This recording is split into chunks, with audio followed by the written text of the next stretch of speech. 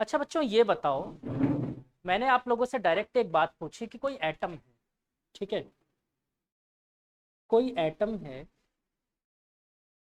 इसका first cell shell, second shell, third shell, ठीक है, ये हो गया n=1, n=2, n=1, ठीक है, 1 2 3। अब मैं आपसे पूछूं बच्चों कि कोई इलेक्ट्रॉन फर्स्ट शेल से सेकंड शेल में जंप करना चाहता है, ये हाइड्रोजन का एटम है, ठीक है, हाइड्रोजन का एटम है। तो फर्स्ट सेल शेल से सेकंड शेल में जंप करने के लिए उसे कितनी एनर्जी रिक्वायर्ड होगी? कल अपन लोगों ने निकाला था 10.2 इलेक्ट्रॉन वोल्ट, ठीक है।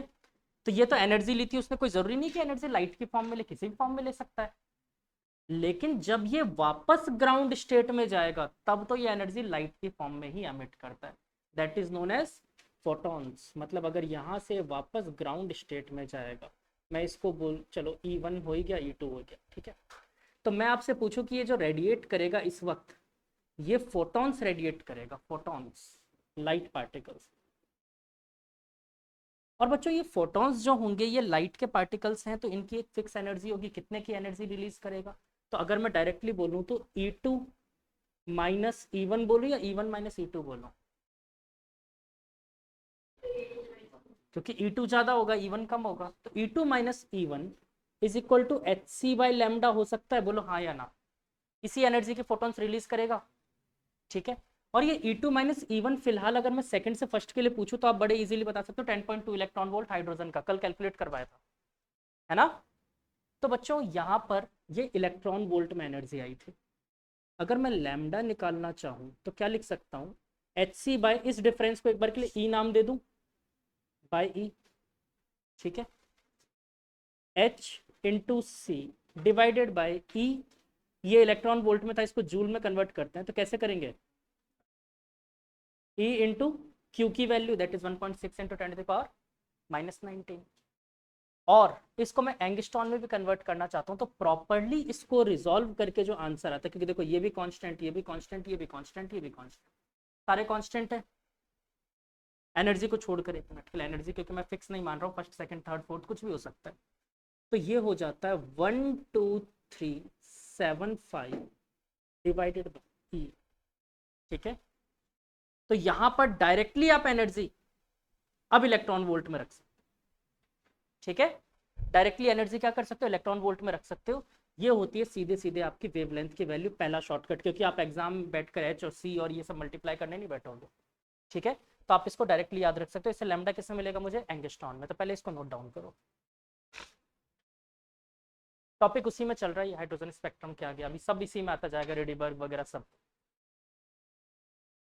अच्छा, नंबर ऑफ स्पेक्ट्रल लाइंस आप लोगों ने कैलकुलेट करना केमिस्ट्री में सीख लिया होगा, जरूरत है मैं वापस सिखाऊं? सीधा फॉर्मूला होता है उसका, फिजिक्स में वैसे वो है भी नहीं। हाँ बालक,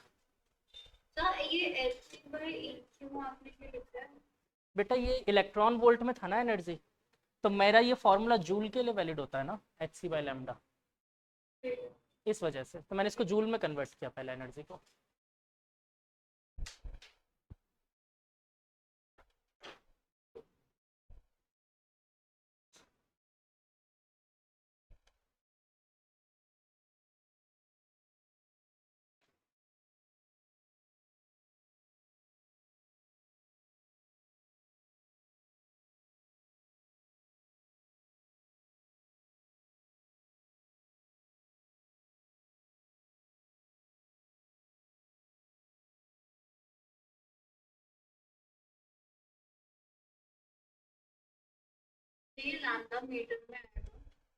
क्या बालक?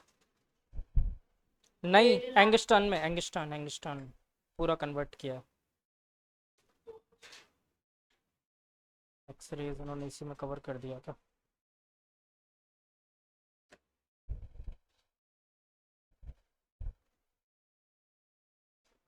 लास्ट क्लास में अपन ने एनसीईआरटी किसी से डाउनलोड करवाई थी, है ना।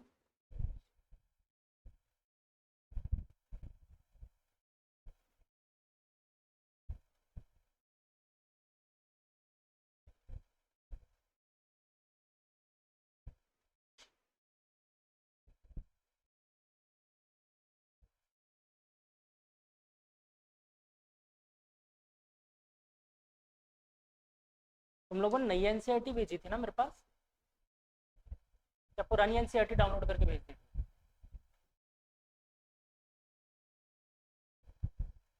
आई थिंक पुरानी एनसीईआरटी दे दी तुमने मुझे। जिसने भी ग्रुप में डाली है पुरानी एनसीईआरटी है, लॉजिक गेट्स वगैरह सब है।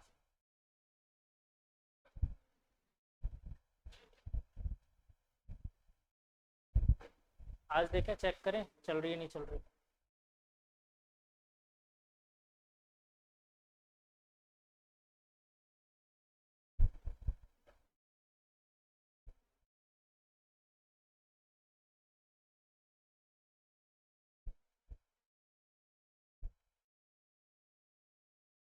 नहीं आती है इसमें। चैप्टर नंबर कौन सा ये, atomic semiconductor nucleus atom.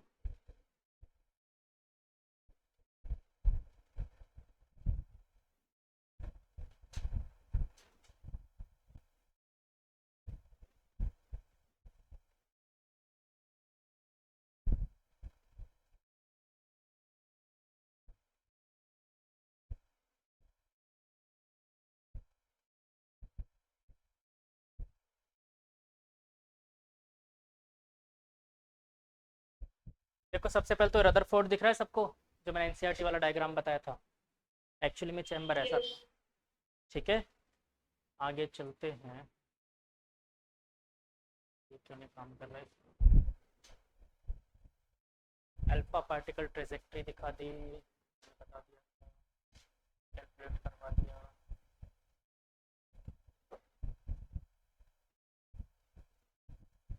Atomic spectra,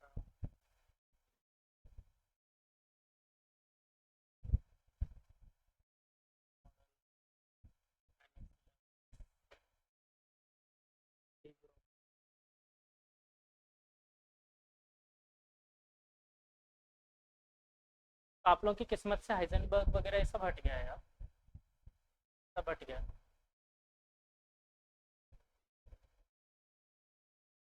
चलो खत्म chapter.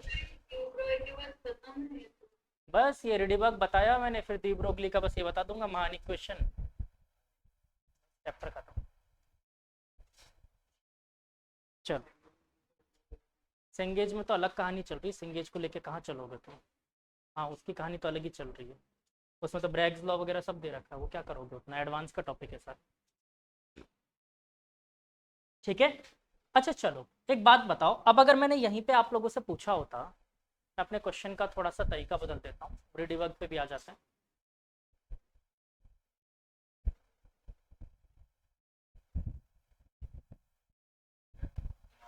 Geiger molar counter, GM counter ना, इसमें नहीं है टॉपिक, इसमें नहीं है टॉपिक जीएम काउंटर। ये सब कहाँ, ये कहाँ से निकाल रहे हो तुम, न्यूक्लियस में कहाँ चले गए, न्यूक्लियस में कहाँ चले गए, न्यूक्लियस का है जीएम काउंटर वगैरह, ये यहीं पे खत्म हो गया हाइड्रोजन स्पेक्ट्रम एटम। तो इसके बाद इधर four nuclear model, GM counter तुम्हारे कहाँ है, और सिलेबस में नहीं जीएम काउंटर, देख लो। और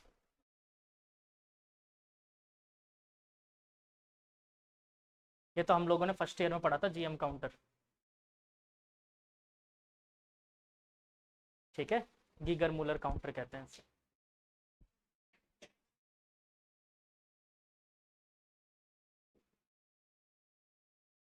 हाँ तो बच्चों अब आपसे क्वेश्चन मान लो डायरेक्ट पूछा जाए कि कोई शेल है N1, मैं स्पेसिफाई कोई भी एक शेल की बात नहीं कर रहा हूँ, N1 N2 कोई भी हो सकता है, ठीक है, एक रैंडमली N1 से N2 में कोई इलेक्ट्रॉन जंप करने वाला है, ठीक है, कोई इलेक्ट्रॉन जंप करने वाला है। तो इस चीज़ को हम कैसे सॉल्व कर सकते हैं, ठीक है। तो इसको रिडीबर्ग ने थोड़ा सा अच्छे से सॉल्व करके बताया था।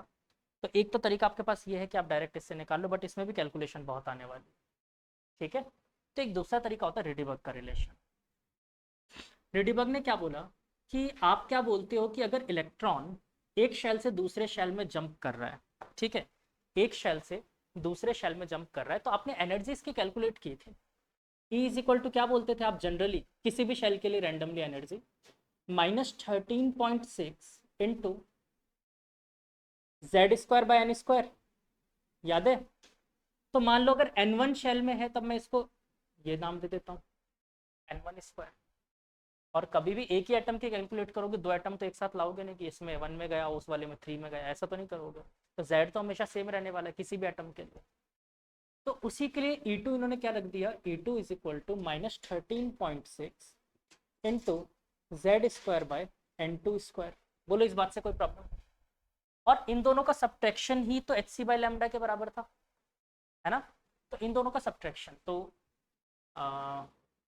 E2 minus E1 is equal to -13.6 मैंने कॉमन लिया, Z² भी कॉमन लिया, अंदर क्या बच गया 1/N2² -1/N1²। बोलो बात समझ आई? और अगर माइनस कॉमन ले लूँ तो और +13.6 Z² is equal to 1/N1² -1/N2²। ठीक है, यहाँ तक क्लियर है? अब E2 माइनस E1 को क्या अपन hc/λ लिख सकते हैं? एक ही बात है। और अब मैं जूल में कन्वर्ट कर मतलब खुद ही कर दूंगा, जूल एंगस्ट्रॉन जो भी करना है। तो ये hc को इधर डिवाइड में भेज दिया, 13.6 Z² अलग से रखा divided by hc is equal to 1/N1² -1/N2²। और देखो साइंटिस्ट फिर से कैसे बनते हैं, इस वैल्यू को सॉल्व करके एक नई वैल्यू दे दी गई जिसको कहा जाता है रेडिबर्ग कांस्टेंट। ठीक है, RZ² 1/N1² -1/N2²। ठीक है, क्या होती है इसकी वैल्यू रेडिबर्ग कांस्टेंट की? ठीक है, 109,773। हाँ फिर आगे, या फिर 1.09 इंटू 10⁻⁷ मीटर इनवर्स। ठीक है, पर चलो याद मत रखना, बिल्कुल जरूरत नहीं है, कोई जरूरत नहीं रेडिबर्ग कांस्टेंट याद रखने की। ठीक है, बताऊंगा क्यों। अब अगेन बच्चों मैं लैम्डा को सॉल्व करना चाहता हूँ एंगस्टन में। ठीक है, एंगस्टन में सॉल्व करना चाहते हैं। तो एक बात के लिए बताओ मुझे, जब भी मैं सॉल्व करूंगा लैम्डा निकालूंगा तो मेरे पास क्या आएगा relation, 1/r Z² 1 -N1² -1/N2², ऐसा ही लिखूंगा इस रिलेशन को। और आप सीधे सीधे याद रखना 1/r की वैल्यू, ये याद रख लेना 1/r की वैल्यू क्या होती है, तो ये याद रखना 910 911 912 909। वैसे 909 की जरूरत नहीं पड़ती बट ठीक है। अब ये क्या लिख दी सर, चार चार वैल्यूज, जिससे कैंसिल आउट हो रहा हो वो ले लेना काम में। ठीक है, जिससे कैंसिल आउट हो जाए वो काम में ले लेना। तो 910 909 911 912 जो इच्छा हो, जिससे कैंसिल आउट इजीली हो जाए वो काम में ले लेना है। ठीक है, तो ये सबसे इजी वे है एज कंपेयर टू इससे भी। ठीक है, तो आप लोग कोशिश रखना यही रखने की। ठीक है, तो 1/r की वैल्यू क्या रखोगे, 910 911 912 909 913, तुमको जो कंफर्टेबल लग रहा वो ले लेना, बहुत ज्यादा डिफरेंस मत कर देना, 900 बोला तो 9015 ले रहे हो, ऐसा डिफरेंस मत कर लेना। ठीक है, लगभग इतना ही चेंज रखना। ठीक है, तो जो ले लोगे उससे आंसर आ जाएगा, अप्रॉक्स वैल्यू होती है ये, एग्जैक्ट वैल्यू नहीं होती। और इससे लैम्डा किस में निकलेगा, एंगस्ट्रॉन। ठीक है, चलो हो गई कहानी खत्म। थोड़ा सा वो बता दूंगा मैं, डी ब्रोगली, और थोड़ा सा इसका वो बता दूंगा ड्रॉबैक। टॉपिक कुछ नहीं लिखना, रेडीबर्ग रिलेशन वही एनर्जी में तो करवाया, देखो एनर्जी का रिलेशन तो कर रहे हैं, कुछ अलग से थोड़ी लिखवाया। ठीक है, अच्छा नंबर ऑफ स्पेक्ट्रल लाइन वैसे फिजिक्स में यहाँ पर नहीं है, एडवांस के टॉपिक्स में है, बट बहुत बेटर आप लोग उसे केमिस्ट्री में पढ़ते हो। ठीक है, ज़्यादा डिटेल में पढ़ते हो तो केमिस्ट्री से रीड आउट कर लेना नंबर ऑफ स्पेक्ट्रल लाइन। अरे रिकॉर्डिंग स्टार्ट की थी नहीं की थी? ठीक।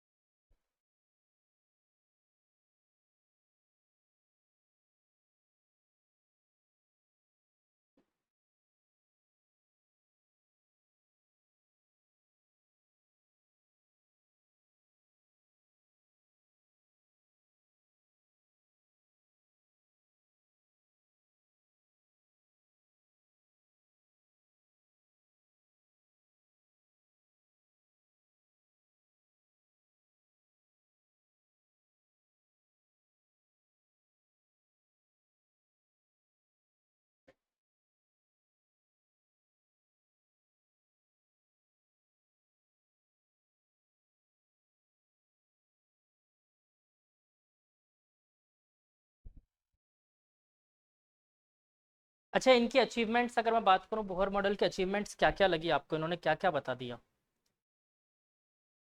जो आप लोगों को सही लगा हो? पहली बात तो इन्होंने एटॉमिक मॉडल को बहुत अच्छे से एक्सप्लेन कर दिया, और रेडियस, एनर्जी और स्पीड ये सब कैलकुलेट कर दी। और एक्चुअली में इन्होंने सबसे बड़ा अचीवमेंट जो था ना उनका, वो ये था कि स्पेक्ट्रल लाइंस को इन्होंने एक्सप्लेन कर दिया, और इनके थ्योरी जो थी वो प्रैक्टिकली वैलिड थी for hydrogen only. Hydrogen atom के लिए प्रैक्टिकली वैलिड थी ये। जो हम लोग को दिख रहा था ना प्रैक्टिकल, वही इन्होंने थ्योरी में डेवलप किया था कि कंटिन्यूस क्यों नहीं होता, डिसकंटिन्यूस लाइन क्यों आती है। क्योंकि देखो, अगर हाइड्रोजन एटम में यहाँ से यहाँ जंप करेगा, आप इसकी वेवलेंथ निकालो, देखो n=1 और n=2 के लिए अगर आप वेवलेंथ निकालते हो, तो आपको वेवलेंथ एक्चुअली में जो मिलेगी, क्योंकि वेवलेंथ मान लो अल्ट्रावायलेट की आ रही है, इंफ्रारेड की आ रही है, तो प्रैक्टिकल भी हमें देखने को वही मिला जो हमने यहाँ पर ऑब्जर्व किया। तो इनकी ये चीज़ बिल्कुल परफेक्ट थी, और एक्चुअली में नोबेल प्राइज इनको इसके लिए मिला था, हाइड्रोजन स्पेक्ट्रम के लिए। ठीक है, तो इन्होंने इसको बिल्कुल परफेक्टली एक्सप्लेन कर दिया था। बट अब आते हैं इनके ड्रॉबैक्स की तरफ। केमिस्ट्री में तो पढ़ी होगी ड्रॉबैक्स, बताओ क्या होता है। हाँ, बहुत मारूंगा। मैक्सवेल रदरफोर्ड का था AIR1। किसको किसको किसको एक्सप्लेन नहीं कर पाए थे? हाँ, देखो एक चीज ना हर कोई गलत, एक चीज ना हर कोई गलत बोलता है कि ये हाइड्रोजन के लिए वैलिड था। नहीं, ये हाइड्रोजन के लिए ही सिर्फ वैलिड नहीं था। अब देखो, हाँ, ये देखो ये किसके लिए वैलिड था। ये वैलिड था, ये वैलिड था हाइड्रोजन के लिए, हीलियम+1 के लिए, लिथियम+2 के लिए, बेरिलियम+3 के लिए, सोडियम+10 के लिए। यानी ये सब के लिए दुनिया में वैलिड था, लेकिन उसके पास इलेक्ट्रॉन कितने होने चाहिए? सिर्फ और सिर्फ एक।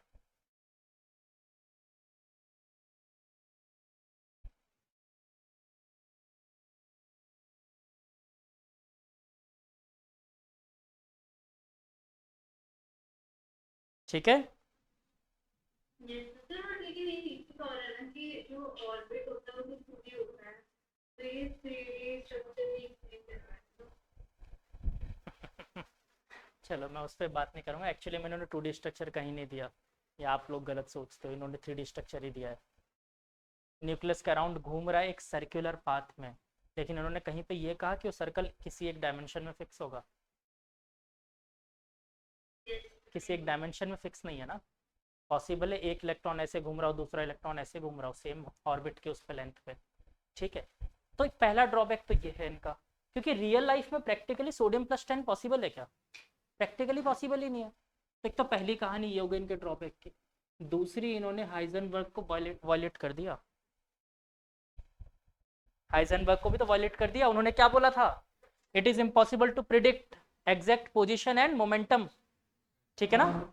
एग्जैक्ट ना तो आप पोजीशन बता पाओगे ना मोमेंटम बता पाओगे, दोनों में से कुछ एक बोल पाओगे। ठीक है, एग्जैक्ट दोनों चीज आप कभी बता ही नहीं सकते, लेकिन उन्होंने दोनों चीज बता दी।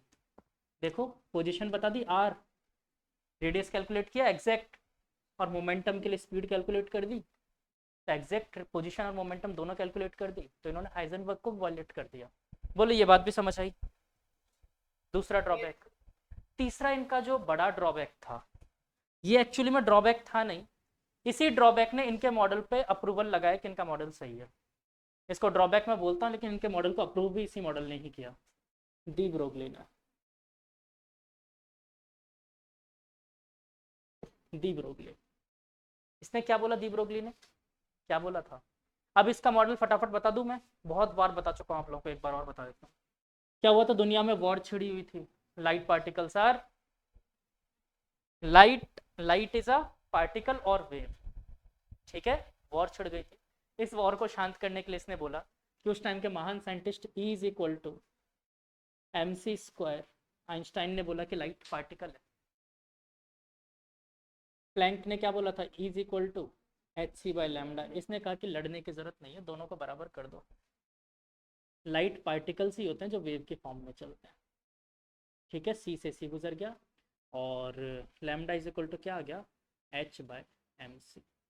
और एक्चुअली में इन्होंने यहाँ पर एक बात और बोली कि जो आपका एटम है ना, एटम, तो इस एटम में जो आपका पार्ट इलेक्ट्रॉन घूम रहा है वो n इक्वल टू वन में, n इक्वल टू वन में एक कंप्लीट वेव बनाएगा, n इक्वल टू टू में दो वेव बनाएगा, n इक्वल टू थ्री में तीन वेव बनाएगा। Again I am not artist, मैं कोशिश करूंगा बहुत अच्छे से अच्छा बनाने की। एक कंप्लीट वेव मतलब ये, तो आप क्या करो, इसके एंड पॉइंट को उठाकर इसके फर्स्ट पॉइंट से मिला दो। तो फर्स्ट ऑर्बिट कैसा दिख रहा है आपको, क्या परफेक्टली एक सर्कल नहीं बन जाएगा? तो देखो दी ब्रोगली ने अप्रूव कर दिया, फर्स्ट ऑर्बिट बिल्कुल सही था हाइड्रोजन का। बोलो बात समझ आ रही है? लेकिन जहां कहानी सेकंड ऑर्बिट की आती है वहां कहानी अजीब सी हो जाती है। अब इसको उठा के फर्स्ट से मिलाओ तो ये कुछ ऐसा दिखेगा आपको।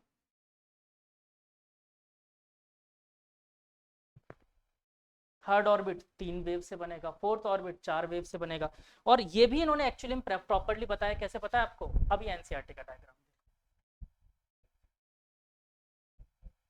अब देखो एनसीईआरटी का डायग्राम, ये रहा, शेयर कर दूं स्क्रीन एक बार सबके साथ।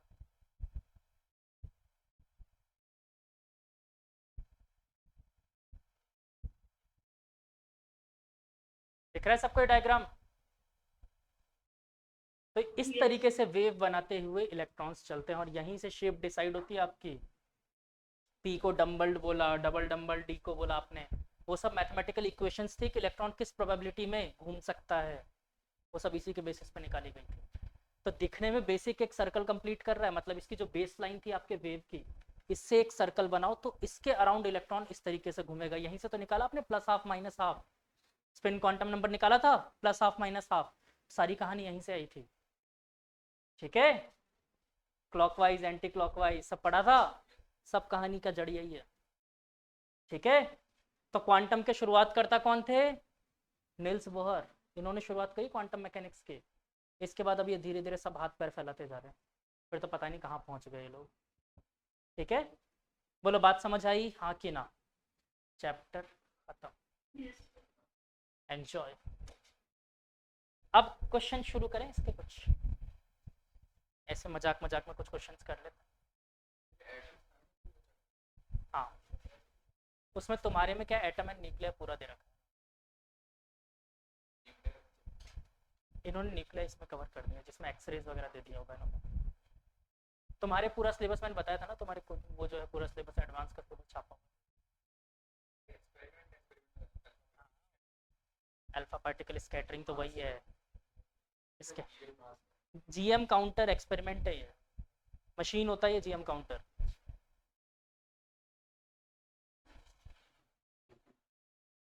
अभी तो नाम बताया, गीगर मूलर काउंटर। चलो कुछ न्यूमेरिकल से स्टार्ट करेंगे, पहले इसकी कहानी खत्म करो डी ब्रोगली की। अच्छा, एनसीईआरटी बच्चों इस चैप्टर के मस्ट रीड करना है एक बार। ठीक है, एनसीईआरटी नहीं रीड कर सकते तो एचसी भी रीड करना, एचसी वर्मा, और ज़्यादा मज़ा आ जाएगा, स्वाद ही आ जाएगा। ठीक है, लेकिन सिर्फ और सिर्फ जहाँ तक पढ़ा यहाँ तक, आगे मत पढ़ लेना एक्सरे वगैरह, फिर मेरे पे आके चढ़ो कि ये क्या हो गया, समझ नहीं आ रहा है, ब्रैग्स लॉ दे दिया सर।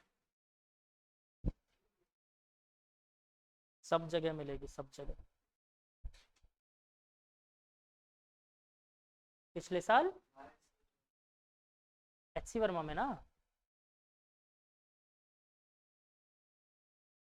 मेंस में ये इतना एक्सरेज तो आएगा, एक्सरे अभी मैंने छोड़ा थोड़ी है, न्यूक्लियस में पढ़ाऊंगा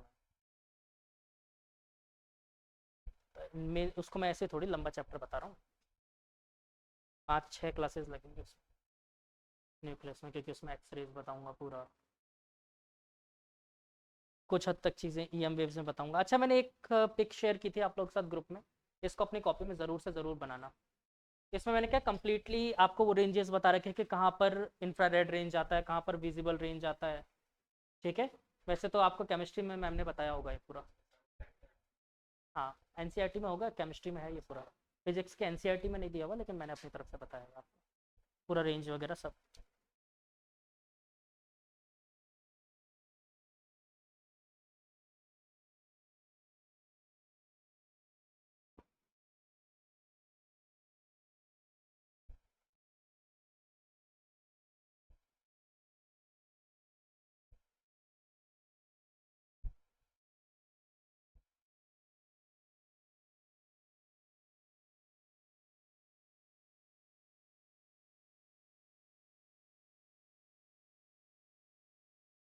चलो एक क्वेश्चन लिखें,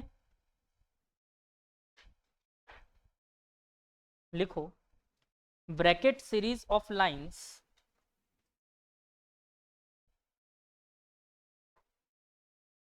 bracket series of lines are produced when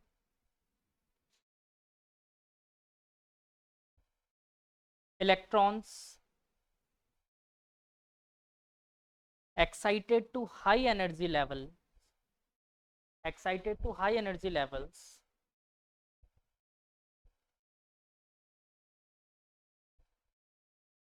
make transitions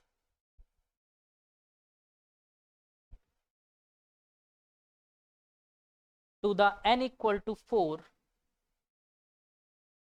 level। First and second करके लिखना, to the n equal to 4। ठीक है, फर्स्ट और सेकंड करके लिखो। First, determine the longest wavelength in the series.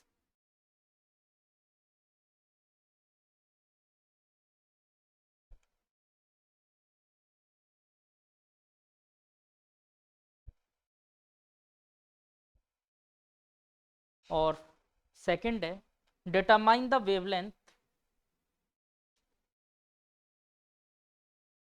that corresponds to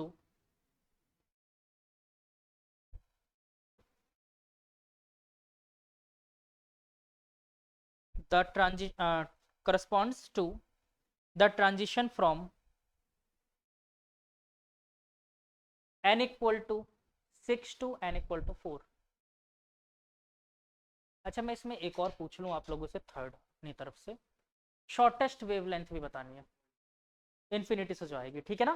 तो आपसे ये भी पूछ सकता है कि शॉर्टेस्ट और लॉन्गेस्ट के बीच का डिफरेंस बताओ, ऐसा क्वेश्चन भी आ सकता है। डायरेक्ट बोल देगा ब्रैकेट सीरीज में शॉर्टेस्ट एंड लॉन्गेस्ट का बताओ। अब यहाँ पर खुद आपको पता होना चाहिए ब्रैकेट सीरीज का मतलब n इक्वल टू 4।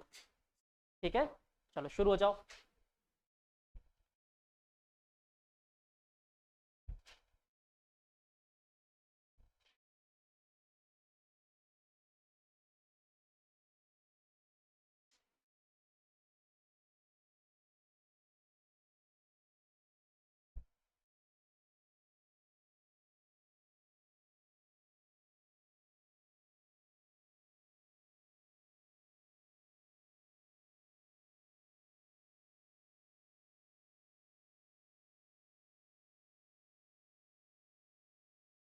वैसे मैंने आप लोगों को विजिबल रीजन बता भी दिया था, किसके सीरीज में आया था विजिबल रीजन, कौन से सीरीज में मिला था,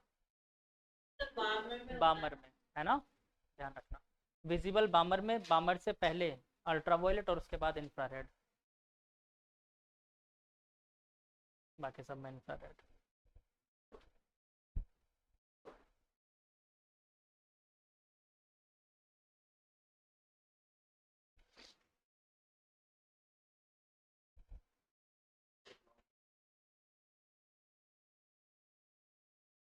थ्री से फोर, हाँ जस्ट अपर वाले से जो आ जाए, हाँ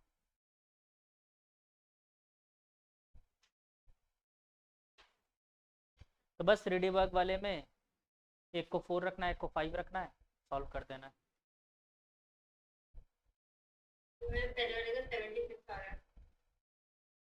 एंगस्टर्न में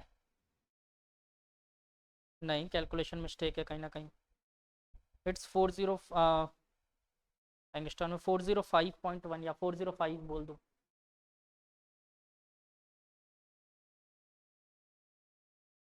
जब ने ये फॉर्मूला बताया 1 by लैम्डा वाला, इसमें यूनिट क्या है?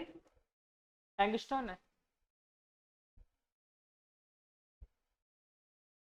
अच्छा पूछा आपको हाइड्रोजन एटम के लिए है ना मैंने, हाँ हाइड्रोजन के लिए पूछा है, z इक्वल टू 1 रखना।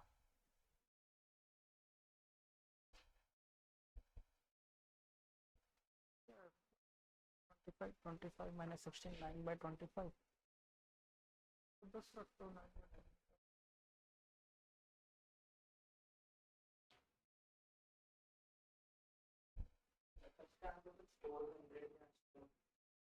सर आंसर क्या है? हाँ 405, 405.1 एग्जैक्टली आएगा, लेकिन आप 405 पर भी छोड़ सकते हो। तो मेरा 404 कुछ ऐसा आ रहा है। ठीक है, ऑलमोस्ट ऑलमोस्ट आसपास तो चलेगा इतना।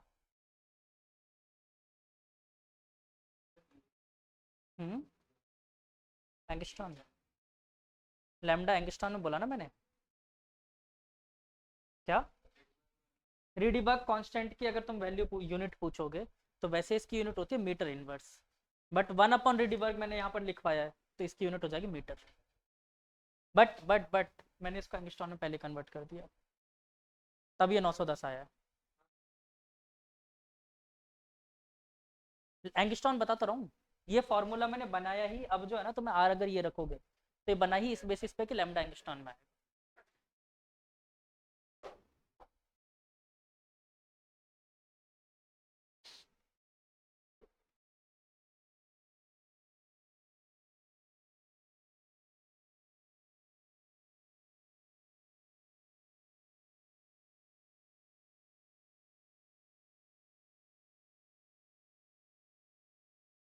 अरे इतनी बार तो बताया, 405 बोल दो, 404 बोल दो, जो भी आसपास पहुंच रहे हो, बस कोई 4000 410 4000 5000 मत ले आना है। कर दिया यार तुमने, अरे 40,400 बेटा ये फिर देखो तुमने गलती कर दी ना। अच्छा तुम 1/r की वैल्यू रख रहे हो कितना, नहीं तो गलती कर दी ना, तो 1/r अगर तुम रखोगे तो 909 नीचे आना चाहिए था, समझ गए।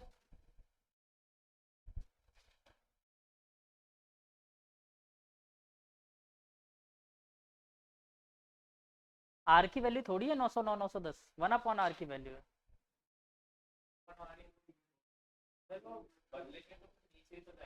हाँ तो नीचे जाएगा, तो इसने क्या करा इस फॉर्मूले में ही, इस वाले फॉर्मूले में आर की वैल्यू 910 रख दी थी।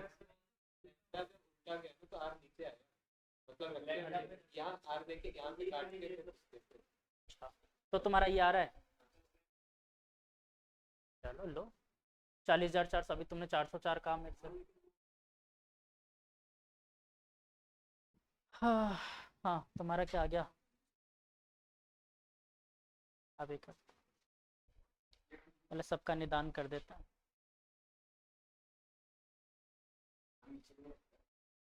इन बालकों का निदान करने दो।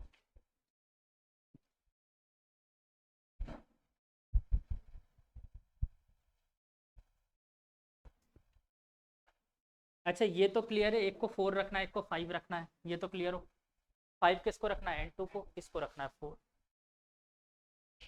इस वैल्यू को मैं क्या रखूंगा, 910 909 तुम्हारी इच्छा हो, जो मैंने बोला था 911, ठीक है, तो कितना रख दूं बोलो, 909 डिवाइडेड बाय z की वैल्यू क्या है मेरे पास, अब तुम लोगों को ही समझा रहा हूँ ना नालायक, z की वैल्यू 1, और यहाँ पर रखा 1/16 माइनस 1/25, कितना आ गया 909 डिवाइडेड बाय 9। अच्छा तो वो तो ऊपर चल जाएगा, हाँ यार ये तो गड़बड़ हो जाएगा, मैंने कुछ कबाड़ा तो नहीं कर दिया ना ना ना ना, मैंने इसको बताने में फिर कुछ गड़बड़ कर दिया 909 को। रुक जाओ एक सेकंड, अभी मैं कैलकुलेट ही कर लेते हैं ना, हाँ ये फिर ये इसकी ही रखनी पड़ेगी एंगस्ट्रॉन में, एक सेकंड रुक जाओ ना, अभी कर देते हैं। 1.09 इंटू 10⁻7 था रीडिबर्ग का मीटर इनवर्स में, यही था। एक बार ये रख के निकाल लेते ना, फिर उसके बाद चेक कर लूँगा मैं। और इनटू क्या आ जाएगा, मल्टीप्लाई में 1/16, तो मतलब कि 9/25 400 यही होगा आंसर। अभी फिर भी 40,000 ही आ रहा है।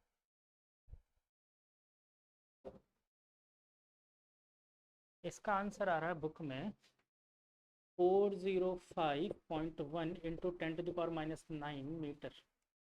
एक मिनट, यही तो आ रहा है इनका आंसर, ये दे रखा है। कहीं तुम्हारा सही तो नहीं आ रहा आंसर? -10 में 4,000 जाएगा है ना नैनो, पर तुम्हारा फिर भी 40,000 जा रहा है ना यार।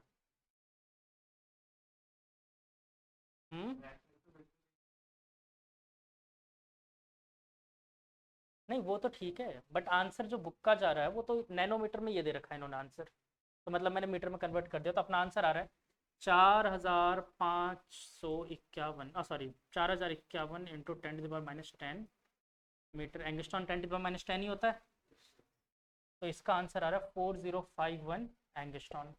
ये बुक का आंसर है। ठीक है, तो आपका भी ये आना चाहिए था आंसर 4,051 के आसपास। अब इससे एक बार मैं सॉल्व करके देखूँ। एक उसकी जीरो की प्रॉब्लम हो जाएगी ना, क्योंकि जब अपन ने इसका इन्वर्स किया रिवर्स का तो वो जब ये 10⁻8 हो जाएगा ना। क्यों? मतलब सर 1/, अगर मैं करूँ 1/1.09 into 10⁻5। एक बार इससे तो आंसर आना चाहिए ना मेरे पास, पहले इससे तो आंसर ये निकले फिर तो मैं बात करूं। तो 4/9/4 ये कितना आ गया आपके पास? 2.25 है ना, 2.25 इंटू 1.09, तो ये ऑलमोस्ट नंबर तो यही रहने वाला है। मान लेता हूँ नंबर आ जाएगा 4.05 मल्टीप्लाई करके इंटू 10⁵ आ रहा है। आंसर तो अभी भी सही नहीं आ रहा ना, आंसर अभी भी ये तुम्हारा सही आ रहा है, इससे बुक का आंसर नहीं आ रहा ना, बुक में तो कुछ और आ रहा है, किसी ने तो गलत नहीं कर दिया। अरे वो यही दे रखा सॉल्यूशन, तो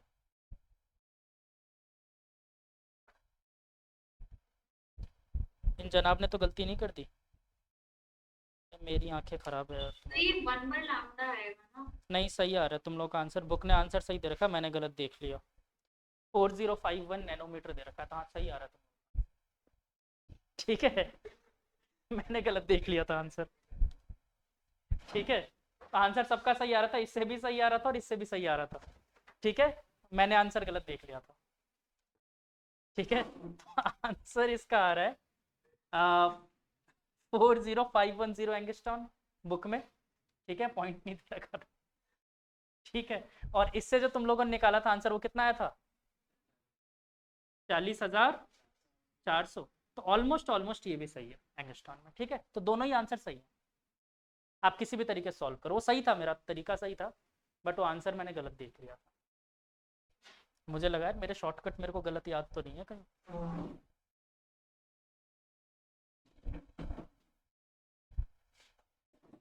ठीक है, करेक्ट है क्या?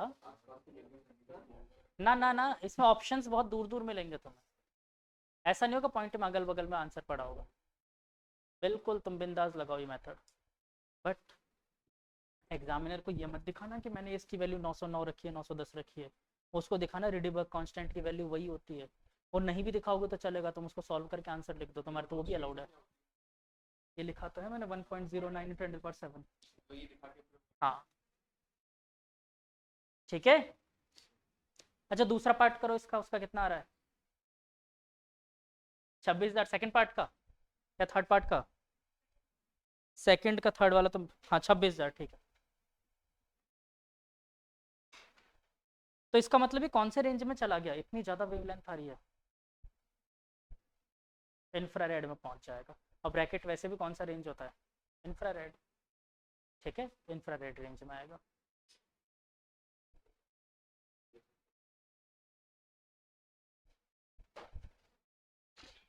और वो इनफाइनाइट वाला और निकाल लो फटाफट, इनफाइनाइट ज़्यादा आसान होता है निकालना। वो खत्म उधर वाला पार्ट, सीधा 1/16, 16 से डिवाइड करो, 912 ले लेना इस बार, 16 से इजीली कट जाएगा ना।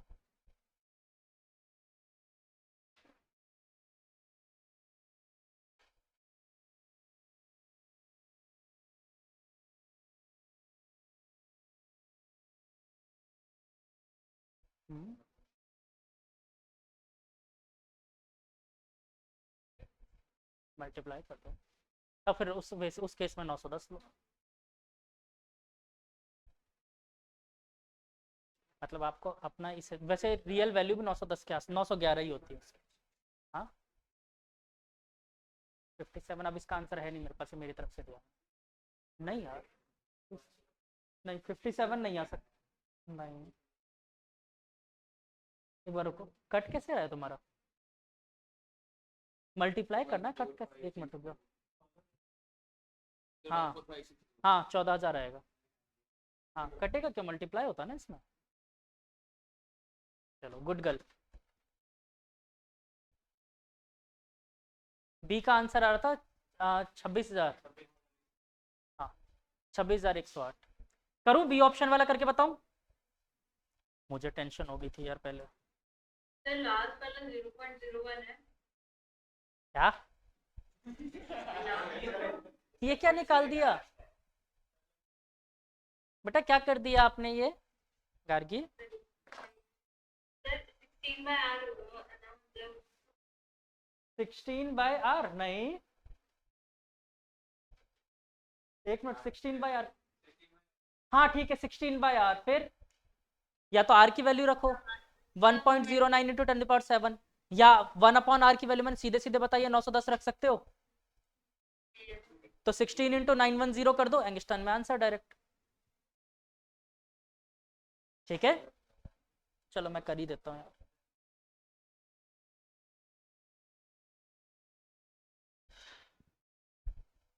अथर साफ कर दो पूरा। हाँ पूरा। क्या करेंगे बच्चे, फॉर्मूले का सबकी कॉपी में लिखा हुआ है।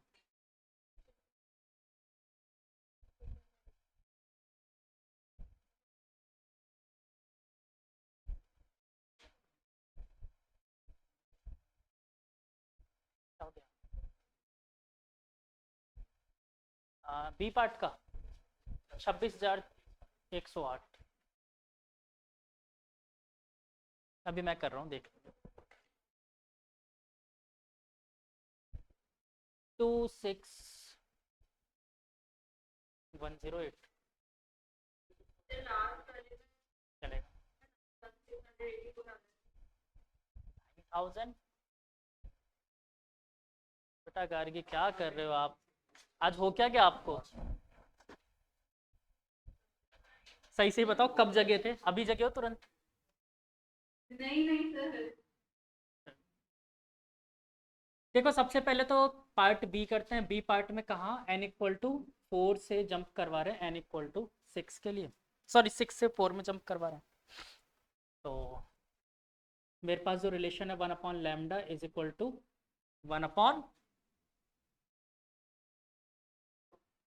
1/r या r, z², 1 माइनस 1/4 का स्क्वायर माइनस 1/6 का स्क्वायर। मैं डायरेक्ट वैल्यूज लिख दूँ 16 और 36। ठीक है इसको सॉल्व करो, और अब देखो मैं फटाफट वैल्यूज पुट कर रहा हूँ। 1/r की वैल्यू होती है 1/910। ठीक है तो मैं यहाँ पर लिख देता हूँ 1/910, और z तो 1 ही हो गया।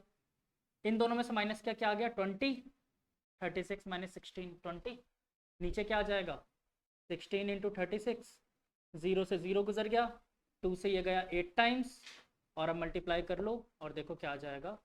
लैम्डा इज इक्वल टू ये सारा ऊपर, तो lambda is equal to 91 into 8 into 36 288, और इसको मल्टीप्लाई करना मेरे हिसाब से आप सबको आता है, और ये आ जाएगा 26108। ठीक है क्या वो नहीं हो रहा? यूनिट क्या आएगी इसकी, एंगस्ट्रॉन। कौन सी लाइट वेव निकल रही है ये? 4,000 से 8,000 के पार, 8,000 के पार जितनी भी जाती है लगभग अपन क्या मान के चल रहे हैं, इंफ्रारेड। बट रियल में कौन सी चीज़ कहाँ क्या होती है, कौन सी वेवलेंथ, ये भी अपन सीखेंगे लेकिन ईएम वेव्स में। ठीक है कौन सी वेव कौन से रेंज में आ रही है। और लास्ट वन क्या बोला, सी पार्ट मैंने अगर शॉर्टेस्ट पूछा था, शॉर्टेस्ट मतलब इनफाइनाइट से जो जंप कर रहा हूँ, तो मतलब यहाँ पर क्या रख देना 1 इनफाइनाइट, आपके पास बचेगा 1 lambda is equal to R Z square 1/4 का स्क्वायर इंटू सॉरी माइनस 1/इन्फिनिटी का स्क्वायर दैट इज 0। तो क्या बचा 1 lambda is equal to Z square by 910, अच्छा जेड तो 1 ही है ना, 1 और 1/16 lambda is equal to 910 into 16 that is 14560। हाँ बेटा गार्गी, ये सॉल्व करने में कैसे दिक्कत हो सकती है, क्या लगा दिया फॉर्मूला?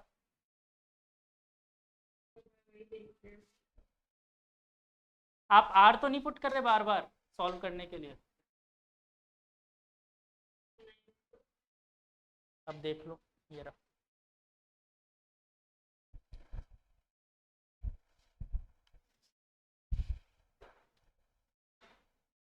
लेट हो रहा था, मुझे ब्लैक कॉफ़ी पीने का टाइम नहीं मिला, ब्लैक कॉफ़ी पीने का टाइम नहीं मिला, लेट हो रहा था, मेरी तबीयत ठीक नहीं थी, ऐसे कॉफ़ी उठाई मुंह में खाया पानी पिया आ गया।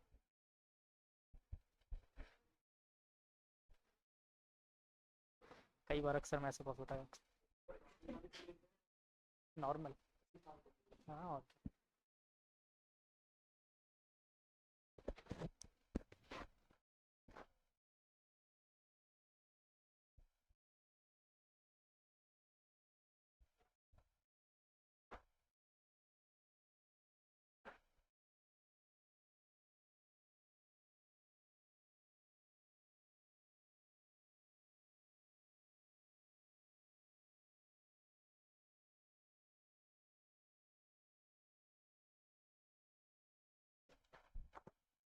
पुराना स्टूडेंट यूएसए से आया, अभी इंडिया तो मिलना चाह रहा है।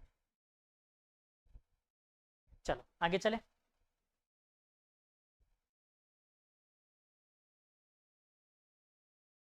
एक और क्वेश्चन दूँ तुम लोगों को,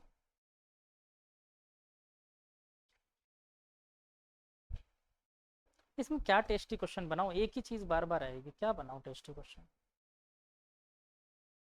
लो अगला बामर सीरीज के लिए कर लो मिनिमम और मैक्सिमम, बस इसमें क्वेश्चन ही यही है, मैं क्या करूं, कहाँ से लाऊं? तो फिर करें क्या, फिर टाइम है भी अपने पास। चलो तो मैं कुछ अनाउंसमेंट्स दे देता हूँ तुम लोगों को। मैंने वैसे तुम लोगों को सिंगेज के लिए बोला था पहले, बट मैं सिंगेज के लिए मैंने सर से डिस्कशन किया तो सर ने कहा नहीं सिंगेज के पीछे अभी मत जाए अपन, क्योंकि सिंगेज